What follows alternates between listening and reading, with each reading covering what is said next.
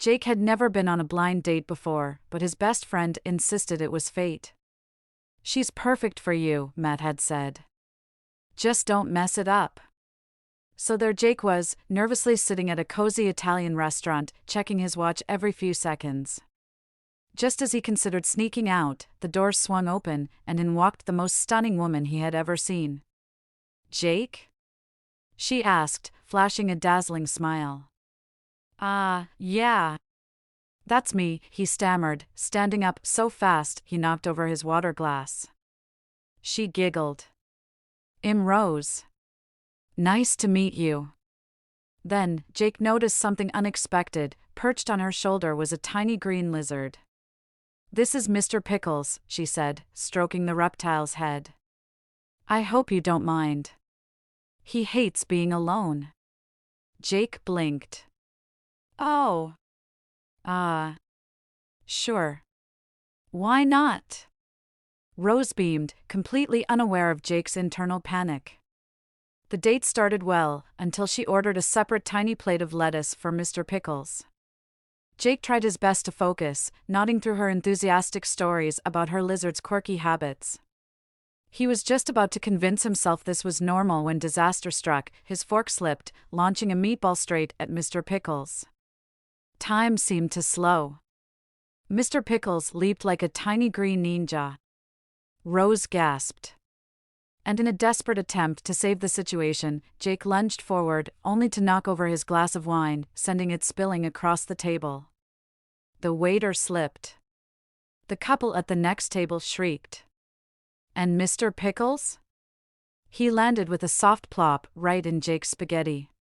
For a long moment, Rose stared at Jake in shock. The entire restaurant was silent, waiting for her reaction. Then, to his surprise, she burst out laughing. "You just risked your dignity for my lizard," she said between giggles. "That's either insane or really sweet." Jake wiped marinara sauce off his shirt and grinned. "So, second date?" Rose smirked. "Only if you promise not to catapult any more meatballs." As Jake chuckled, he realized something: love wasn't always perfect. Sometimes, it was messy. Sometimes, it involved rogue reptiles. Their second date was a walk in the park, literally. Rose brought Mr. Pickles along, and Jake didn't mind. They strolled hand in hand, laughing and joking, while Mr. Pickles perched on Rose's shoulder. But just as things were going smoothly, Jake's past came back to haunt him. His ex-girlfriend, Rachel, showed up at the park, determined to win him back. Rachel was everything Rose wasn't: perfectly polished, sophisticated, and reptile-free. She tried to convince Jake that Rose was too quirky, too unpredictable, and that he deserved someone more refined. Jake was torn. Part of him still had feelings for Rachel, but another part of him was drawn to Rose's unique spirit. Rose, sensing Jake's uncertainty, took matters into her own hands. She challenged Rachel to a lizard-themed obstacle course, with Mr. Pickles as the judge. The competition was fierce, but in the end, Rose emerged victorious. Jake was impressed, not just by her agility, but by her confidence and determination.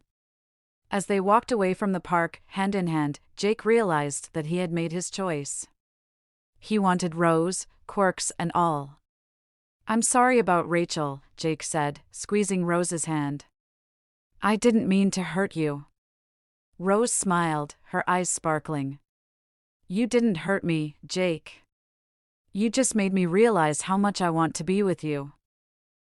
Jake grinned, feeling his heart skip a beat.